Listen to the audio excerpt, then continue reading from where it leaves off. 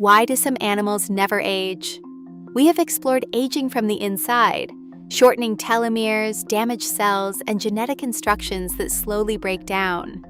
But before asking whether we can change these processes in humans, a deeper question emerges. Some animals already have, not through technology, but through evolution. Across millions of years, they developed biological strategies that make aging remarkably different. They challenge the idea that aging is inevitable and reveal that it is driven by mechanisms, not fate. Start with the most extreme case. The hydra appears not to age. When researchers tracked thousands of hydra over many years, they found something remarkable. Its risk of dying did not increase with time. A hydra several years old was no more likely to die than a younger one. The pattern that defines aging in almost every other animal, the steady rise in mortality with age, was simply absent. The reason lies in how its body works. Rather than gradually wearing down, the hydra exists in a constant state of renewal. Stem cells continuously divide, replacing old cells with new ones so efficiently that most of its body is rebuilt within days. This process is sustained by unusually high levels of telomerase, the enzyme that restores telomeres after cell division, preventing the shortening that limits most cells. Damaged and senescent cells are also removed before they can accumulate and disrupt surrounding tissue. The hydra does not appear biologically immortal because it somehow fights aging. It appears immortal because it never allows the damage that drives aging to build up.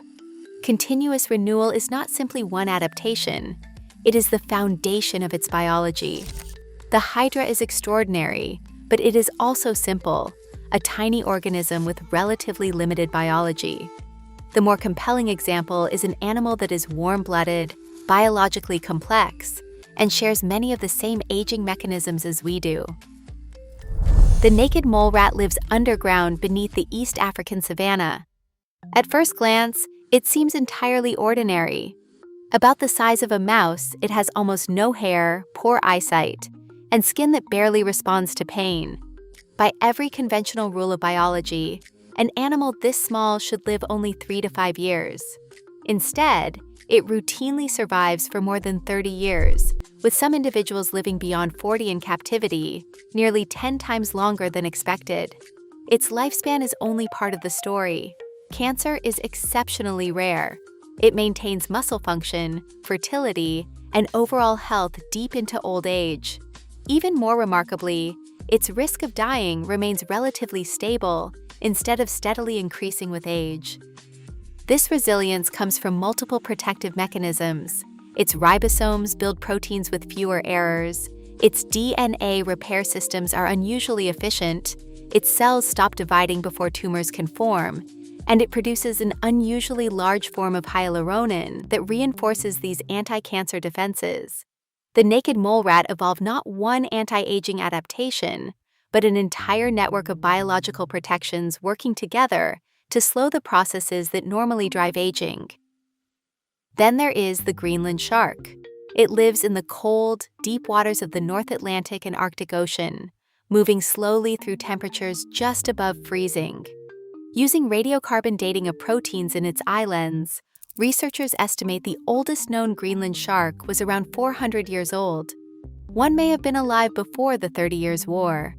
Even more astonishing, it does not reach sexual maturity until around 150 years of age. Its strategy is fundamentally different from the hydra or the naked mole rat. The Greenland shark does not rely on constant renewal or exceptional cancer resistance. It simply slows life itself. Its metabolism, growth, and reproduction all operate at an extraordinarily slow pace. In near-freezing water, the chemical reactions that gradually damage cells happen far less often, and harmful metabolic byproducts accumulate much more slowly. It does not defeat aging by fighting it. It defeats aging by giving it almost no fuel to work with. 3 animals, 3 completely different strategies. The hydra constantly renews its cells, preventing damage from accumulating. The naked mole rat minimizes damage through exceptional protein quality control, DNA repair, and cancer resistance. The Greenland shark takes a different approach, slowing its metabolism so dramatically that cellular damage accumulates incredibly slowly. This changes how we think about aging. If aging were driven by a single mechanism, every long-lived species would solve it the same way. They do not. Evolution found multiple paths to the same destination. That suggests aging is not one lock with one key, but a collection of biological processes that can each be influenced. More remarkable still, these strategies resemble research happening in humans today.